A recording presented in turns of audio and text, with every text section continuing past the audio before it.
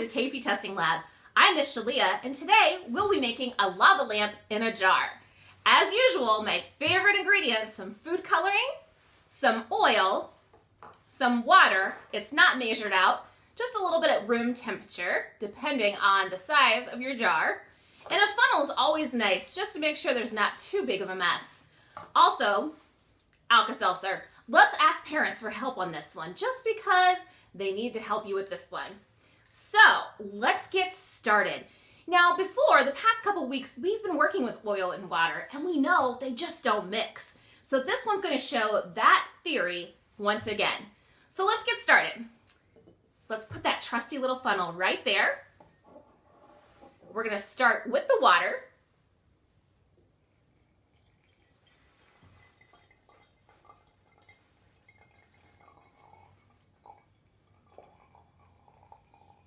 Okay, I think that's a pretty good amount because I want the size of that lava lamp to kind of work right here in this area. So we're going to fill the rest of it up with some oil. Now, as you well know, or perhaps you're just joining us for the first time, oil and water do not mix. Their densities are completely different. Whoop! Okay, that might be a little bit full, but we'll see because we're going to test this out for the first time on camera. Now, we've got the water, got the oil. We're going to take this funnel out and put it to the side. Might drip a little bit. It's okay. I'm going to be using blue today because I want it to be dark enough that you all can see it. Let's do about 10 drops of food coloring.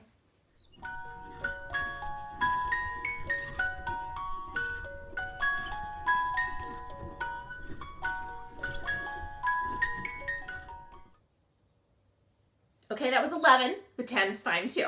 So you can see that even the food coloring that has a little bit of water, so the water molecules that's located inside the food coloring, whoops, got a little blue man, they also don't mix with the oil. So you do see where it's sitting just there. So moms, dads, friends, neighbors, brothers and sisters, if they're maybe older than 8, let's go for that. Let's help brother and sister with this Alka-Seltzer. You're going to break it in half, okay? All right, here we go. Are you ready? We're going to drop the half in here, and let's see what kind of magic happens.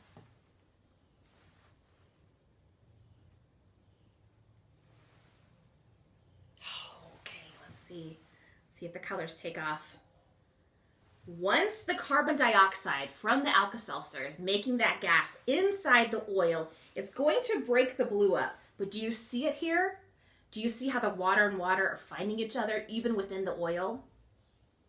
It's making kind of a bubbly sound too.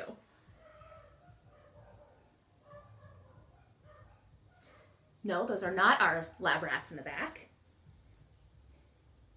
Oh, no, we do not test on animals. Let's see. Oh my gosh, you guys, this is so cool. So I have a few notes just because it's a little lengthy and Miss Shalia doesn't get much sleep. So let's see. The oil floats on top of the water. We've already talked about the different densities involved. You know what? Just a second. Got my debit card on the back of my phone, so. Okay. All right. Oil floats on top of the water because it is less dense or lighter than water. Okay, so the food coloring has the same density as the water. So it sinks through the oil. So I already kind of mentioned that. As it starts to slow down, side note, you can put some more in and it's going to revive that lava lamp once more. All right, so that carbon dioxide is coming from the Alka-Seltzer. I mentioned that already. And the air bubbles bring some colored water with them to the top, okay? Okay, this one, there's a very big, strong one on this side. Let's see if I can hold it up for you. Do you see it? It is going strong on that side. This one is really fun. It makes me want to do it even in a larger jar with even more vegetable oil. We're kind of short on vegetable oil here in the lab today, but I would probably, if we had a full container, put a lot more oil in and see how tall the bubbles could get. What do you think? Can you see it? Can you see it happening? Oh my gosh. I can see the Alka-Seltzer on this side, and wherever those pieces fell, it's kind of making those really strong streams of color. I almost thought I made a mistake because I did break up the Alka-Seltzer into too many parts, but when I look at it like this, I think it worked for the best. Let's see. Goodness, my furry friends are sure busy back there. So I see it starting to slow down. I'm gonna go ahead and put one more half into it. You can really see still that the oil and water not mixing. All right, here we go. I'm gonna try these two different tiny pieces right here. Let's see what happens. One on this side, one on this side. And here's the thing. I think this could continue to go for a long time just because we're reintroducing the Alka-Seltzer once it's already dissipated, which means break apart. Once it's already gone and broken apart, then you can relaunch it. Let's say relaunch. When you put the Alka-Seltzer back into it. Because look, it's kicked up, it's strong again, it's going lots, it has lots of bubbles. I definitely like this experiment. I'm glad we used blue so you could see it. It does fizz out of the jar, so I would say to use either paper or maybe like a towel on the table if you don't mind, because some of it does have the food coloring particles still in it. I don't know, guys. I think this is a win.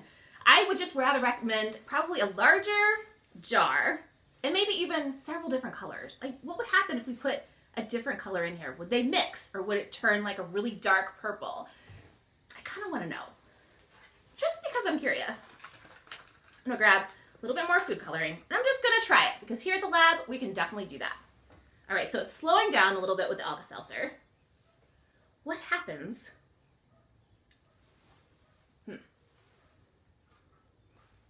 I'm really thinking that my red is not my friend anymore, because I think it's broken up. All right, a couple more pieces, and let's see what happens. Let's see if that red gets going, or, oh, I see it. You see it a little bit better? Oh, look at those big globs. I love that part.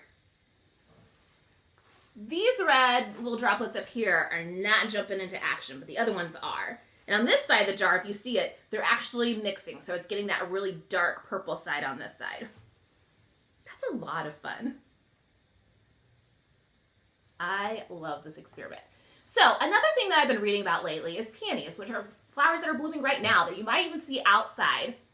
Here at the lab, we do have some outside.